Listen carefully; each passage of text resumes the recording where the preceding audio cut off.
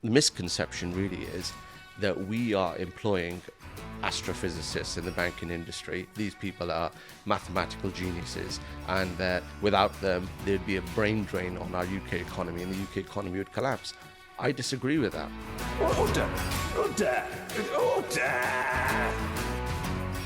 Hello and welcome to Not to Get Political, the podcast where we delve into the world of politics and hope to remain unscathed. Today we're going to be discussing fraud and how a seemingly victimless crime ruins so many lives. To discuss this with me today is Kash, who has a personal history of Lloyds Bank, who wrongly defrauded him in 2009. Kash, thank you so much for coming on.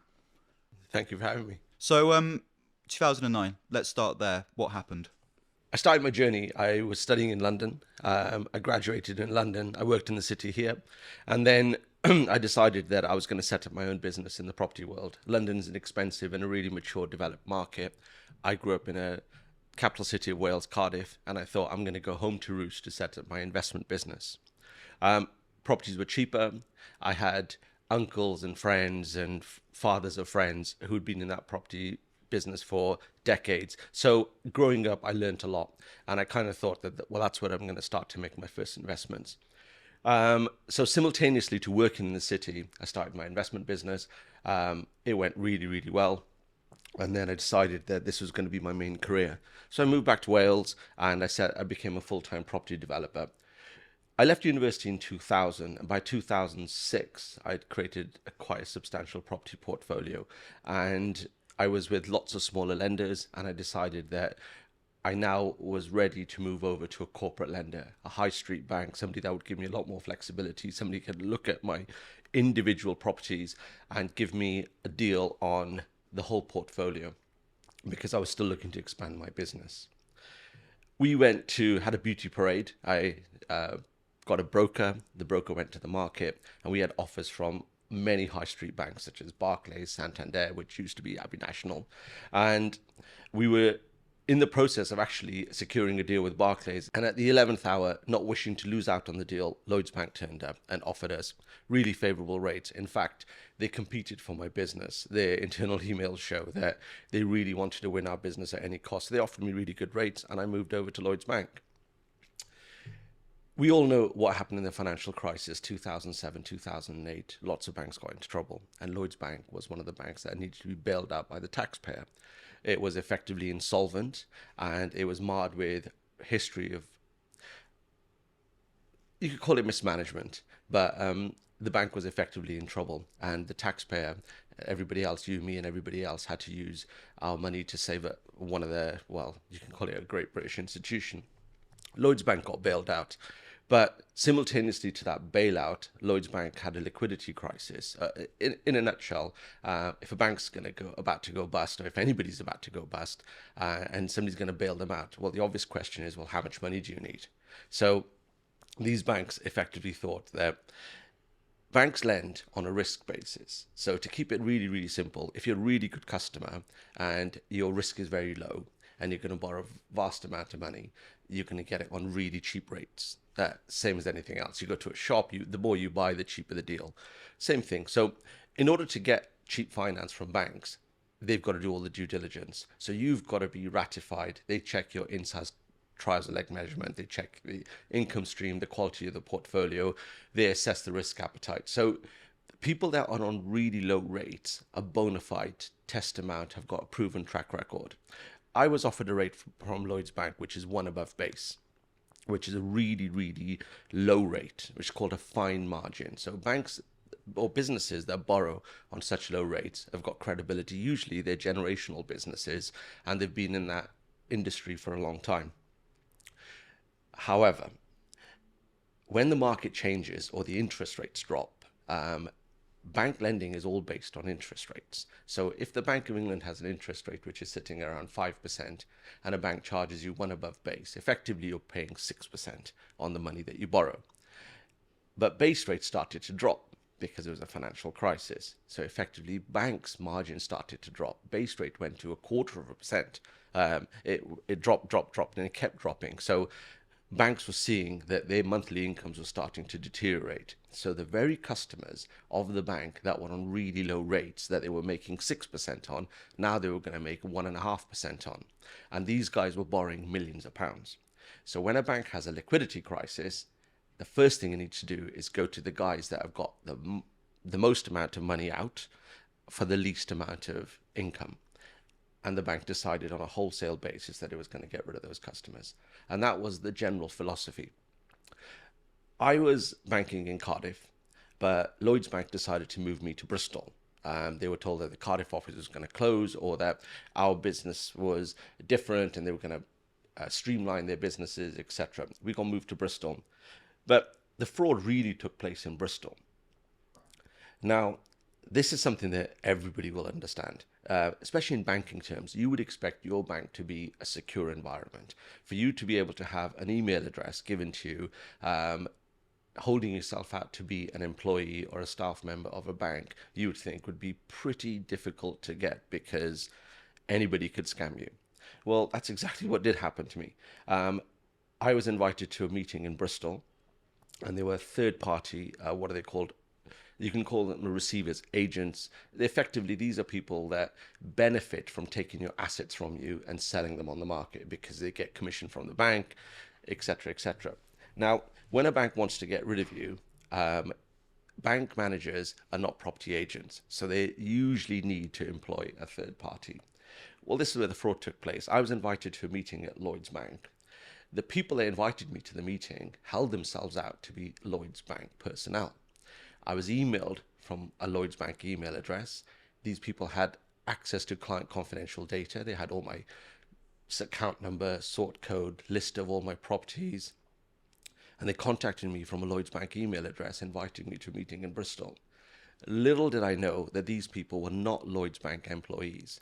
They were third-party receivers who have a vested interest in downvaluing a portfolio or saying that the portfolio is in trouble because they then pick up the very same receivership work. So when I was moved to Bristol, they were my portfolio was downvalued, and the people that downvalue the portfolio, the same firm, became the beneficiaries of all of my receivership work. So they took all of my assets, and then my assets were sold off, and effectively Lloyds destroyed my business. Wow. And in terms of, you don't have to give me a precise figure, but in terms of your assets, how much were they valued at? I had a business which was estimated value of £10 million. £10 million on Lloyds' books, yeah. And they took every... I virtually lost the entirety of my business because business in the UK is run by credit score, and being a property developer, your properties are your stock or your assets. What Lloyds have done to not just myself, but many other people, as it's transpired, is that people have lost their businesses. Some people lost their livelihoods. Some people have committed suicide. Some people have died waiting for justice. But it's not just the reputation that's been damaged, but people's credit scores have been damaged. When people are put into receivership, they can no longer borrow money. So it's a slow death. So it's not as simple as just losing your business. You end up losing your life. So, and that's why I'm fighting for justice, because in a similar fashion to the post office scandal, where there was a lot of gaslighting going on, the sub-postmasters were complaining to the post office that something was awry with this Horizon system. In exactly the same fashion, I was complaining to Lloyds Bank, saying that what's happened to me in Bristol is not right. And the first thing the bank does is apportion blame to the victim, to the customer. They almost tell you that they were enacting euthanasia, saving you from yourself. They shut your business down because... They're gaslighting you, basically. They gaslight you completely. So for about a year or so, once I found out that this whole lie went on for about 9 months, this person lied to me for about 9 months. But surely during that 9 months, you must have noticed your assets slowly diminishing, no? Yeah, for sure. Because Lloyds instructed this firm called Alder King to downvalue my stock, or to value my stock.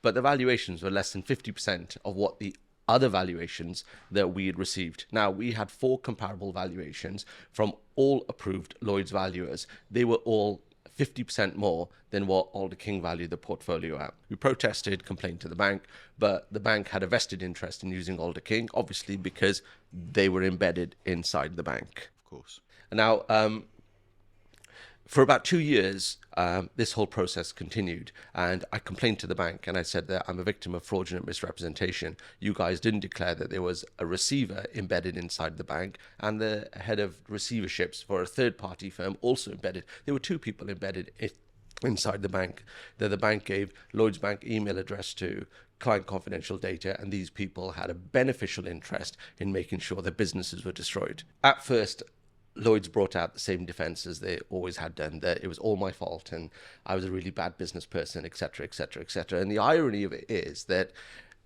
the very testament that I had a really low interest rate. I borrowed millions of pounds worth of money. I was one of the youngest people in the country to borrow at such a fine rate. This is what Lloyds championed me as an entrepreneur for many years, competed to win my business over other high street lenders. I had offers from other banks. I didn't have to go with Lloyds. And then when the tables had turned and the bank became insolvent, their problems became my problems. And when the financial crisis happened, there's this misconception that all businesses were bad. No, the rental sector boomed. Rents went up because people couldn't afford to buy properties and interest rates went down. So overnight, property developers had their biggest cost, which is mortgages, drop, and their income, which is rent, increase. We were bomb-proof. And I wasn't in a business where I had empty properties or I was developing empty properties. We were fully let, fully rented, and bona fide. Anyway, for 2 years, we had this rigmarole, but then I decided to get serious on my complaint. I approached my local councillors, I approached my local assembly members and members of parliament. They then approached Lloyds Bank, and my complaints became really serious. So from about 2000... And just to be clear, who was the MP in question at the time? The first person that I approached was Baroness Randerson, and she wrote to the chairman of Lloyds Bank at the time. He's Sir Win Bischoff, who's passed away quite recently. Once my case became to the attention of the chairman's office, things started to move. I was invited to meetings, and very quickly Lloyds realised that they'd made a mistake because I held all the evidence. At that time, Lloyds offered me a deal worth in the millions. They offered to write off all of my loans. Now, as you know, if there's a bailed out bank who's got a duty to the taxpayer, why would they offer to forgive a customer's loans, especially if the customer was terrible? So Lloyds offered to write off all of my loans. They offered me a walk with some of my properties, and on the condition that I took no legal action against Lloyds Bank, Right. Alder King, or their lawyer, and who was acting on behalf of both Lloyds and Alder King. Okay. Right. Wow. I turned that deal down. And just to be clear, how much you say in the millions? How much? What kind of figure? The deal estimated to be around £4 million. Okay, so you still lost out on 6 million. So it wasn't really a. Exactly right. The Lloyds, the portion of the Lloyds portfolio that I had, there was I wasn't prepared to accept it because under the Law Property Act, it's a little bit of a technical argument, but the bank wanted to have the penny and the bun. They embedded these receivers inside the bank. They were instructing them what to do. They should have accepted full responsibility, but under the Law Property Act, the receiver acts as agent for the customer. So I said, fine, if I have a settlement with Lloyds, then I'm fully entitled to, if I've got any claims against a solicitor who's been acting on both parties, and also against Alder King themselves. And Lloyds Bank said, no, we are unconnected parties. We haven't been colluding with Alder King or the lawyers or anybody else. However, this deal is on the basis that you exonerate all three parties. And yeah, it's for people who are saying like, oh yeah, we're not connected, but no, sign this deal, agree to this deal to say that we're not connected. I mean, yeah, absolutely it right. stinks. Absolutely stinks. It absolutely did stink, and so I turned it down. And then what happened from there? 10 years on, I've started on this journey to expose the fraud in Bristol. On this journey, it's changed my life, really. I can imagine. So as well as losing my business, but it's opened my mind up to what can go on and the extent of cover-ups that happen in the financial industry in the UK, and the extent to which a high street bank, somebody that we've all grown up with, great British institution, and the extent to which they can go to try and cover up something or a misdemeanor. The post office scandal is an eye-opener for everyone because it made everybody realize that organizations which have a government link or which are owned by the taxpayer, bailed out by the taxpayer, they need to be scrutinized. It's no good having a regulator or them self-regulating. There is this another misconception that when the financial crisis happened, Iceland jailed all of its bankers. Great Britain didn't jail one. We bailed them out. Yeah. We bailed them out. We gave them, in some cases, uncapped bonuses, uncapped salaries. And the irony is that, or the misconception really is, that we are employing astrophysicists in the banking industry. These people are mathematical geniuses, and that without them, there'd be a brain drain on our UK economy, and the UK economy would collapse. I disagree with that. Entrepreneurialism and the banking industry needs competitive people, but it needs high-level intelligence. The internet gives you the ability to Google any of these directors which sit inside the banks, and you'll be surprised that they're no more educated than the rest of us, and they're no better educated. And having sat with them in boardrooms, I can tell you that this whole idea that these people are immune to the rest of the economy and they're entitled to uncapped bonuses and they're entitled to these fat cat salaries, I don't agree with it. And I think in terms of bonuses, they're based on performance, which of course encourages bankers to take more risks, which of course led to the 2008 financial crash. So it's all related, and this is what I find very interesting from sort of like a socialist left-wing perspective, that these institutions sort of pride themselves on their sort of independence. They're like cats, really, a creature that prides itself on independence, believes themselves that they don't need any human interaction, let's say that. But the second something goes wrong, they are instantly going to their humans. The banks are the same, right? They pride themselves on being independent. We don't need government, we don't need that. Big financial crash happens. Oh, please bail us out. Please bail us out. And it just shows the sort of the irony and the hypocrisy of these institutions. Exactly right. But also there's this idea that they're too big to fail. Well, if you're going to keep growing something and you're going to be completely reliant on something, or if you're going to get all your resources, as we've learnt in from wars, etc., from one source, then you are going to be vulnerable. And then the notion that because we're vulnerable, we've got to allow mismanagement, bad practice, illegality is nonsense. It's a recipe for disaster. I think with the City of London, we kind of know it as being this sort of like this fraud hotspot. It is seen as like a very sort of like seedy corruption centre, right? Well, we've only got to look at some facts. Let me run you through some basic numbers. I'll give you some numbers, and we're looking at the reference point of the post office scandal, and we're looking at Lloyds Bank, and we're trying to see if there's a total parallel here. So what I'd like to say is that we built out Lloyds Bank. The circa price at bailout was 73 pence a share. Lloyds Bank share price, as it stands today, is around 43 pence. We are 30 pence below bailout. What does that tell you in terms of the financial stability of one of our great British institutions? It's teetering. Number one. Number two, who do you think was the biggest bank, or the bank which had the biggest amount of payouts for PPI mis-selling? Ooh. Was it? I'm going to say Deutsche Bank, was it? Lloyds Bank. Lloyds Bank. In the UK. I should know that since we're talking about. Who do you think is most susceptible now for the mis-selling of car finance policies, which is the latest thing that the FCA is talking about? Lloyds Bank. Lloyds Bank. Who do you think is the biggest mortgage lender in our country? Lloyds Bank. Who do you think had the Reading scandal, where 6 people went to jail for a combined 49 years? Wasn't Lloyds Bank, was it? Yeah. And who was found guilty and fined £370 million for LIBOR rigging? Lloyds Bank. And then they've just had a £1.64 million settlement with a party who owned Centrepoint, and that was, again, for LIBOR rigging. Which bank? Lloyds Bank. Exactly right. So my point is that there's been lots of people, including the likes of Noel Edmonds, celebrities, that have been highlighting mismanagement, a lack of corporate governance at the heart of Lloyds Bank. That's really my aim. My aim is to try and get justice for all the other victims. But if there's going to be a bank which is trading at 30 pence below bailout level, how long will it be until this bank needs another bailout? And how long can this bank keep paying out PPI settlements, mis-selling settlements? People are going to jail. There's a fraud in Bristol. We don't know. We can't quantify that. You've got hedge funds who are publicly shorting the share price on Lloyds Bank. What do they know that we don't know? Based on your knowledge, when do you think the next bank bailout will be?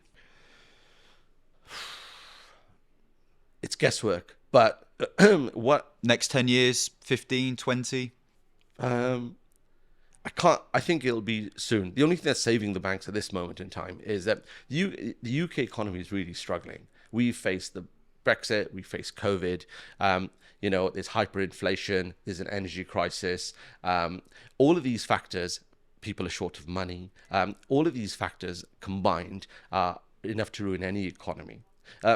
So I look at Lloyds Bank now, and I think that where is the corporate responsibility? In terms of the Reading fraud, where 6 people went to jail, there's a review which we've spoken about at Westminster where you attended, and it's called the Dobbs Review. That's been going on for about 7 years. It's instructed by the bank for the bank. Now, the real question that the Dobbs Review is trying to answer is whether senior management knew about a fraud, because the concealment of a crime is a crime. So if the bank find out that there's criminality, they're duty bound to report it, and they're duty bound to act on it.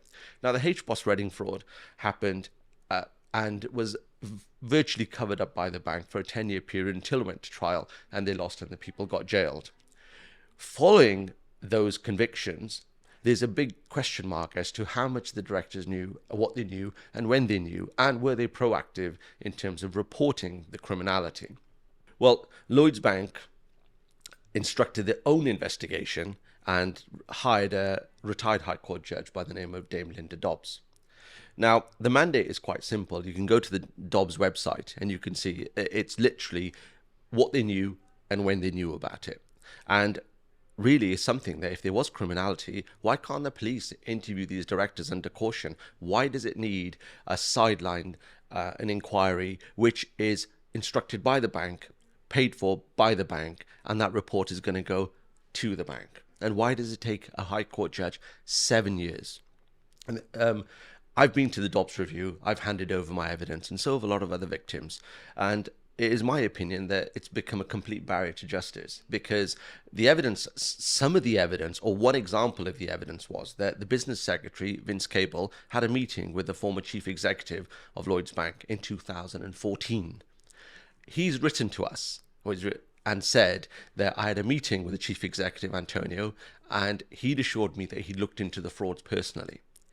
Some 3 years later, Antonio Horta Osorio wrote an article in the Evening Standard in May 17th, I think it was, stating that until the case went to trial in 2017, he had no knowledge about the frauds.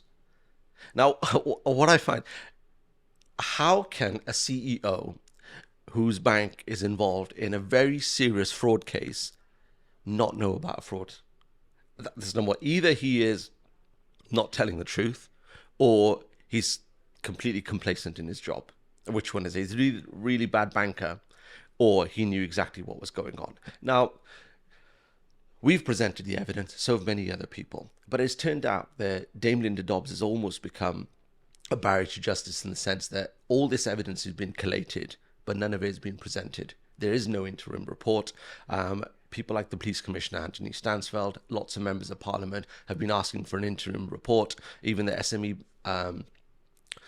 SME Minister, Kevin Hollinrake, everybody's critical about what the Dobbs Review has. And it's my position that if the report's not going to be published shortly, then it should be abandoned. Because, God forbid, anything happens to Dame Linda Dobbs, or the bank is not duty bound to report to publish the full report. They're only going to issue the findings. Now, what's to say that a bank will not manipulate those findings? I'm just guessing here, or to suit their interest, or abbreviate. Well, I think given their track record and how they've defrauded you, it wouldn't be beyond the realms of possibility that perhaps some of the information could be tweaked. Well, exactly right. But my real question is that if the Dobbs Review has evidence of criminality, how for 7 years can they sit on that evidence?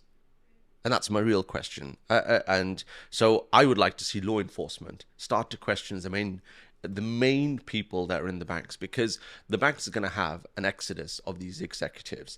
So when Bischoff has passed away, the previous chairman, Eric Daniel, has been replaced by somebody else. The chief risk officer, Juan Columbus, has been replaced by Stephen Shelley, and so on. And Antonio Horta Osorio, the chief executive that reigned throughout the whole of this period and was brought in as a savior to save Lloyds Bank, well, he's retired and moved on.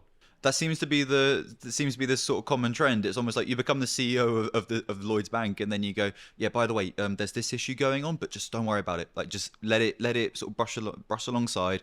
Don't worry about it. People will ask you questions about it. Just shrug your shoulders, wave your hands in the air. Don't worry, you'll retire in a few years, and then somebody else will take on that burden. Well, or the alternative is that in your interview process, you're told that you're being brought in to firefight this case. And after a few years, you'll be moved on.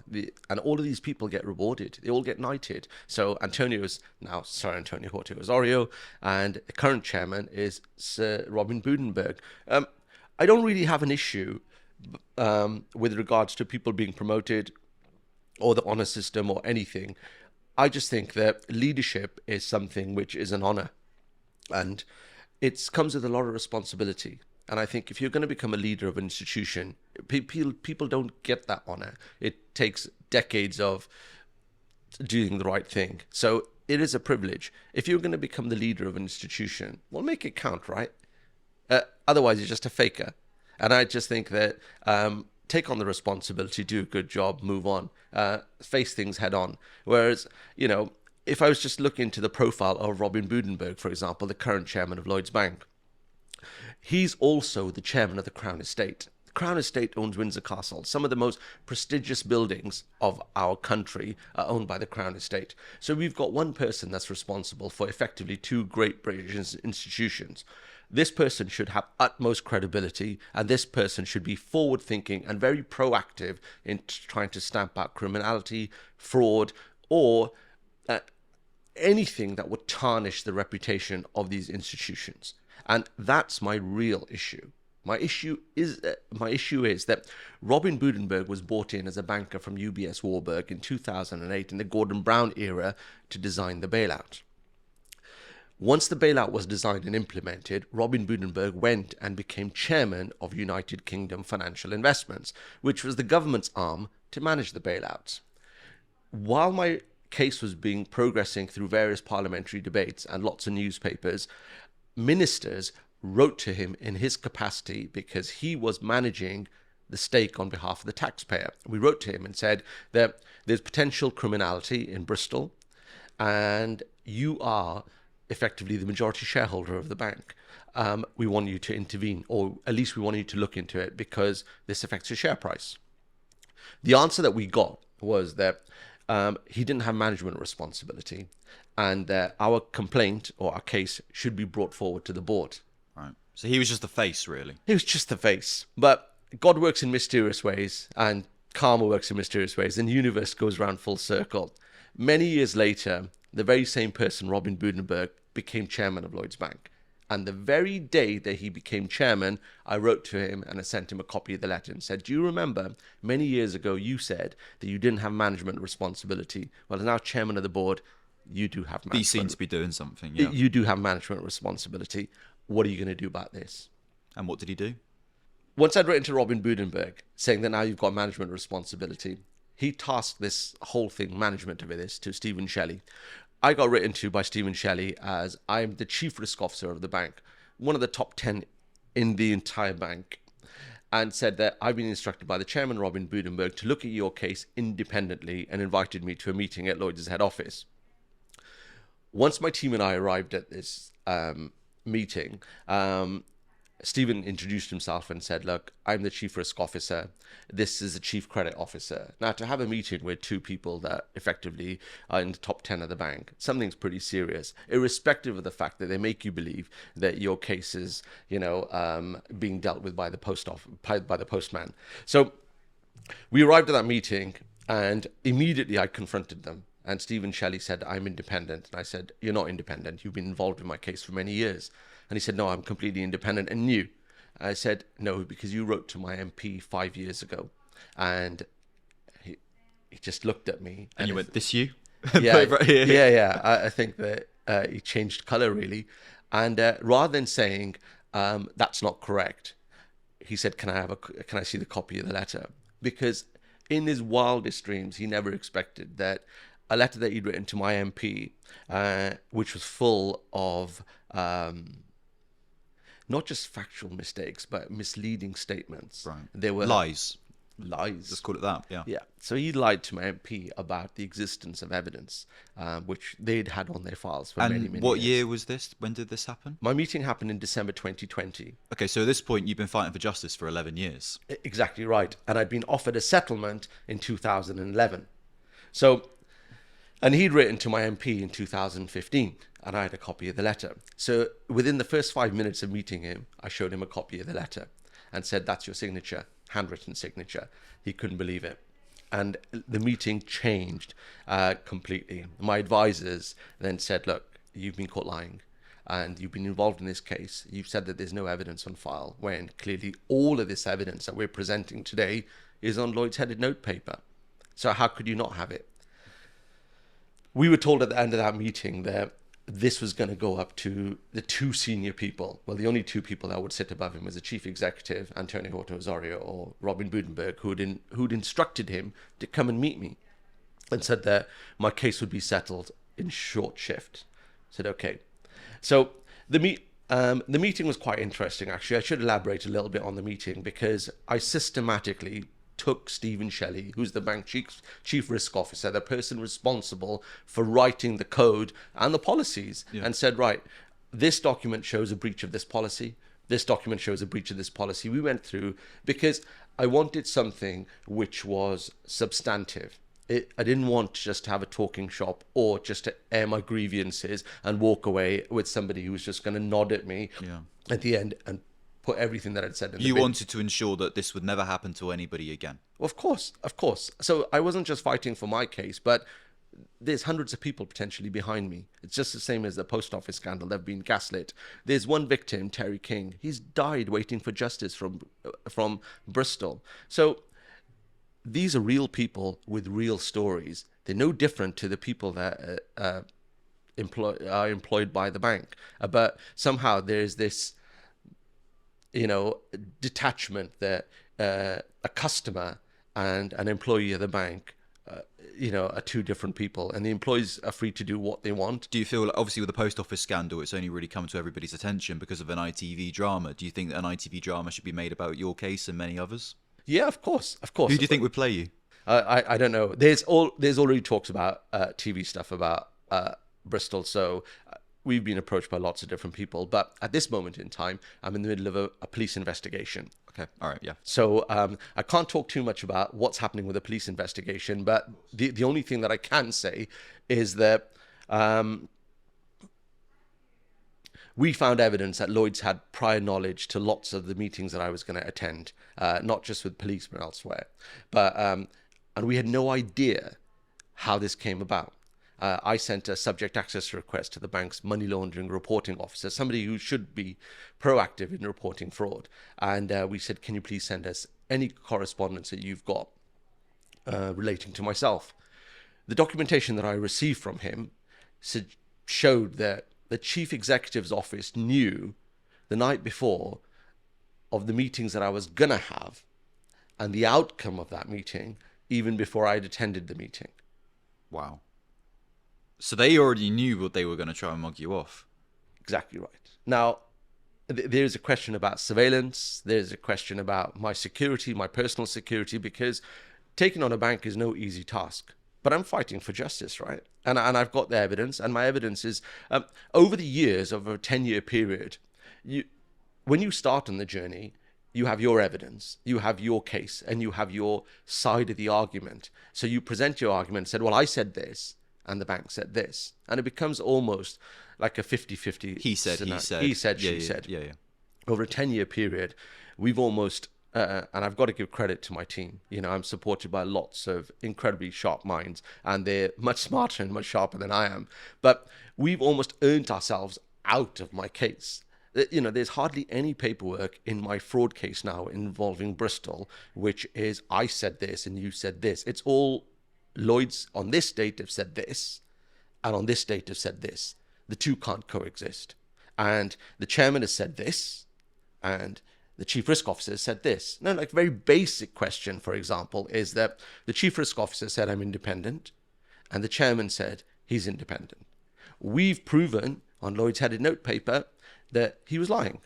Now, what my real question to Stephen Shelley at Lloyd's head office was, does the chairman know that you lied? It's a really simple question. You've held yourself out on behalf of the chairman of Lloyds Bank and said you're independent, which you are not, and that you're new to this case, which you are not. I guess that's the thing with lying at the moment. It seems to be, I mean, it's dominated politics for decades, centuries, really, and in life in general. And I guess nobody wants to admit that they're wrong. But when you've been proven to have lied, surely it's easier to just say, look, yeah, I lied, and then, reap the consequences of your actions. So my question is that did Robin Budenberg, as chairman of Lloyds Bank, know Stephen Shelley was lying? And that is there concealment of the crime? Is the chairman involved in a cover-up? Is a real question, because if the chief risk officer has lied to the chairman, well, then he should walk. But if the chairman knows that the chief risk officer is lying, then should they both walk? Personally, I don't mind which one walks, but somebody, in my opinion, should walk, because you can't have the bank run by people that do not have the utmost integrity. And you certainly can't have somebody at the head of two great British institutions that has got any questionable integrity, especially if he's recently been knighted. So my real question to Robin Budenberg is, rather than casting dispersions, talk about it, face it head on, and be open about it. And my real concern is, as time is going on and the cover-up is continuing, that somebody's got something to hide. So where do you think those people should walk to? Prison cell? Courthouse?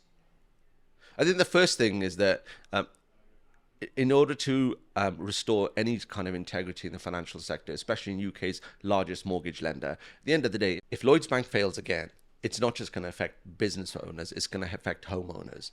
And so therefore, they've got a corporate responsibility. Now, a board of a bank, that's their main role. They have a corporate function. They don't work in the bank, they work on the bank. So my question is that, well, be responsible. If you are board members of a bank and you've got a legal obligation to ensure there's no criminality in the bank, well, then you've got to own it.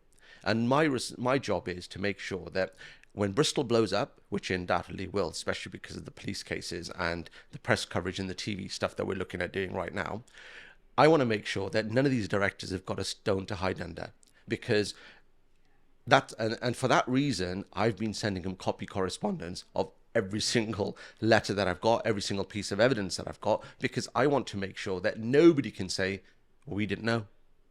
And especially Robin Budenberg. So anything that we do, I send to them, and I make sure that they acknowledge receipt, and I've got all of that evidence, and I'm going to present it in the right manner when it comes. And if it means that half the board or the entire board has got to walk, then so be it. Do you feel that you've been mistreated by the bank? Yeah, absolutely. Not only have I lost my business, but I attended meetings for example, I had a meeting in Bristol where I was told that the clothes that I wear, the golf club of which I'm a member, and the car that I drive is not representative of typical Paki. They called you that word? Yeah, exactly right. And that complaint dates back to 10 years. I put it in writing to the bank. And then I got invited 10 years later by the head of diversity and inclusion, Fiona Cannon, to Lloyds' head office to discuss this racism complaint. And at that meeting, she said to me, can I just ask, did they actually call you a Paki?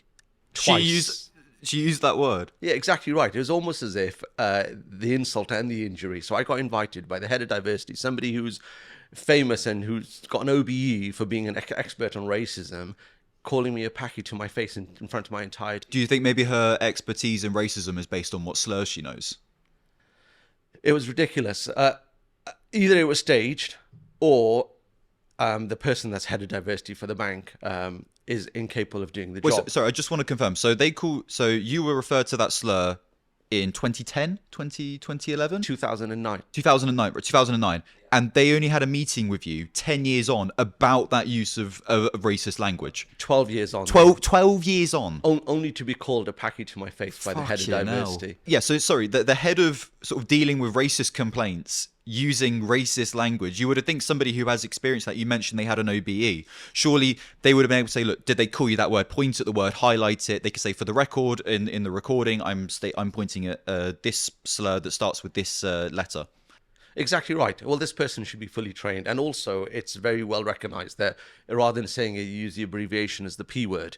But I was called that twice to my face at their head office in front of my entire team. And not only was I offended, but they were entirely offended. And this person was also sent in by Robin Budenberg, the chairman. So the entire board know that not only was I a victim of racism for a period, but, there's been other instances. For example, Stephen Shelley wrote to my MP saying that I'm happy to meet you as Kash's MP, but he's not allowed to be present. And if he is present, we're going to cancel the meeting. And why didn't they want you present? Well, because I've got all the facts. And also, I'm her constituent. She can't have a meeting on my behalf to discuss my case without me even being there. They could say that Kash was a space cadet or he's invested all of his money in Bitcoin, for example, and how would she know whether I had or hadn't? How could you not have your constituent present in a meeting with the bank? And this was not on one occasion. Their spin doctor, Benedict Brogan, also made the same offer to my MP to say, we're happy to meet you as long as Kash doesn't come. And by the way, if Kash does come, we're cancelling the meeting.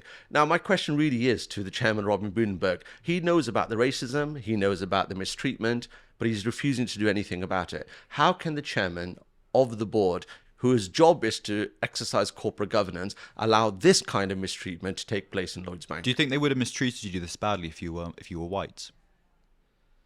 Do you think they would have treated me this badly if I was white? Well, I mean, looking at the post office scandal, when you look at the amount of victims in terms of percentage who were British Asian, and looking at your scandal and the way that they were treated, it wouldn't surprise me if perhaps, I mean, obviously the white victims of the post office scandal were treated badly, but they've been they were primarily the focus of that TV drama. It wouldn't surprise me perhaps you were treated with more sympathy and empathy if you were white. The only thing that I would like to add to that is that Lloyds Bank hold themselves out as mental health champions, and also that they are, very sympathetic they're fully inclusive. Now, the head of inclusivity shouldn't be using racial slurs in a meeting, and the chairman certainly shouldn't condone such a thing. She's still in the job, she's still in the bank, and what does that tell you? And the bank has taken no action against her, and the bank has taken no action to address the racism that I've experienced. So my mistreatment is ongoing because it's not just the loss of my business, but it's the loss of my reputation. And then I've been personally abused at Lloyds' head office and another office in Bristol. And it seems to me that the corporate governance is non-existent, and the mistreatment of customers and the mistreatment of customers is perfectly permissible in an organisation such as Lloyds Bank. It's disgusting. It's disgusting. You've been fighting for justice since 2009 to expose your fraud case. That's 15 years. At any point in the last 15 years have you felt like giving up? And if you have, what convinced you to keep going? No, absolutely not. I was born and raised to work hard. My dad came over to this country in the late 50s and with £5 in his pocket. And he always instilled the values of hard work. And I want to instill the same values into my kids. And the fact that Lloyds have effectively admitted wrongdoing in 2011, why shouldn't I fight for justice? And I'm a really big believer in that. And now that I've got a bigger cause, because I'm not just fighting for myself and my family, but there's lots of other victims. And some of those victims don't have the evidence, don't have the paperwork, and don't have the voice. So I think I have a responsibility to just speak up for everybody. Homeowners, investors, people that put their monthly salaries into Lloyds Bank need to ensure that this bank is safe and that it's secure, and that third parties are not going to be given access to client confidential data, and that they're not going to get scammed. They're not going to be missold a car insurance policy. They're not going to be missold PPI. They're not going to be missold on their mortgage. They're not going to be rigging LIBOR rates. We need a great British bank that's trustworthy.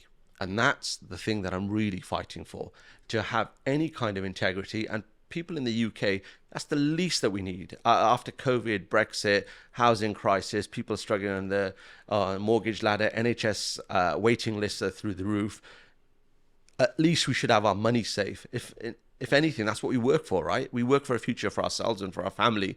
And we're trusting all of our money, all of our houses, all of our biggest possessions, our biggest purchases in life to a bank that can't be trusted. That's not right. the crazy thing is that Lloyds have denied wrongdoing in Bristol, and they've said that they were completely open and transparent with me about Alder King being embedded inside the bank. That's turned out to be a complete lie. Stephen Shelley's written to us and said that, oh, we apologise about the confusion, but we weren't honest. 10 years later, the bank has lied to the SFO. They've misled many different police forces. They've misled many different government ministers. And many other victims. It's a direct parallel to the post office scandal, where the bank has exercised its right to mislead, manipulate, misinform all these various agencies and authorities in order to cover up this crime.